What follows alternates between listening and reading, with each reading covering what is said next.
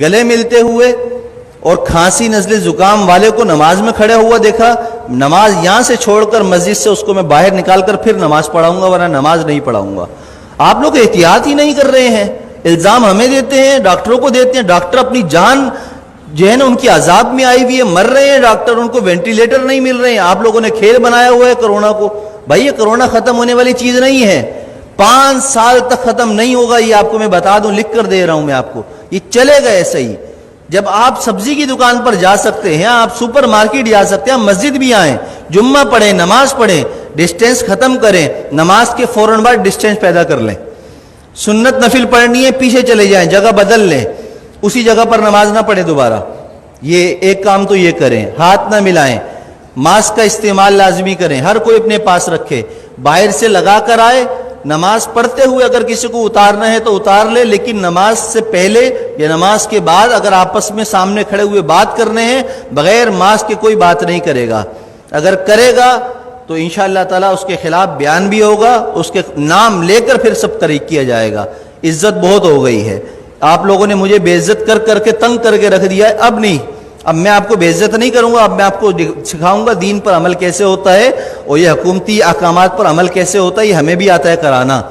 और अगर अब मेरे खिलाफ किसी नमाजी या किसी ने भी कोई दरख्वास्त या कोई ऐसी हरकत करने की कोशिश की तो मैंने वकील से बात कर ली है, पूरे खानदान को इंशाअल्लाह ताला उसकी नस्लों को तड़पाऊंगा, कानून भी इस्तेमाल करूंगा और वजीफे पढ़कर उसकी नस्ल के लिए बद्दुआएं भी करूंगा।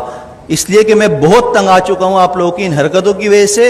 3 महीने हो गए मुझे बर्दाश्त करते हुए, बदएहतियाती खत्म करने का नाम कोई नहीं ले रहा, बस टाइम पर टक टक टक टक अजान, टक टक टक टक अजान। अबे परहेज तो करो, जो डॉक्टर कह रहे हैं वो तो करो, जो उलमा कह रहे हैं वो तो करो।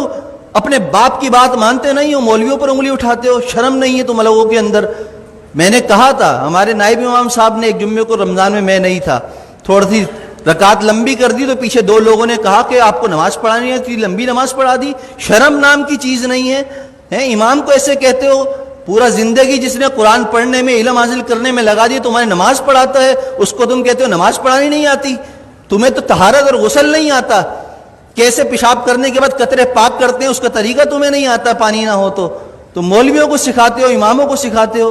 खुदा के लिए हाथ जोड़कर मैं कह रहा हूं, मैं वजीर आला नहीं हूं कि करप्शन करके हाथ जोड़ रहा हूं आपके सामने।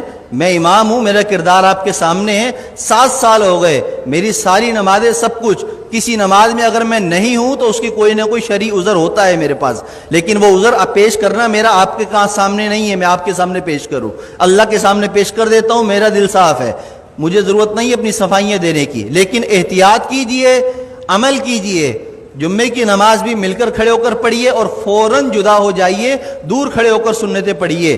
और असर की नमाज से मास्क का एहतमाम कीजिए, जेब में रख कर लाइए, पहन कर लाइए, बात करनी हो मास्क लगा कर पहनिए, मुझसे मसला पूछना हो 1 फीट दूर बैठकर मुझसे मसला पूछिए। हाथ और मिलाने की और मुझे खैर खैरियत लेने की आपको ज़रूरत नहीं, अल्हम्दुलिल्लाह मैं खैरियत से हूँ। अल्लाह हम सबको दीन की समझ और अमल की तौफीक अता फरमाए। मेरी बातें किसी को बुरी लगी हों तो पेश की माजरत है, माजरत माजरत। जज़ाकल्लाहु खैर।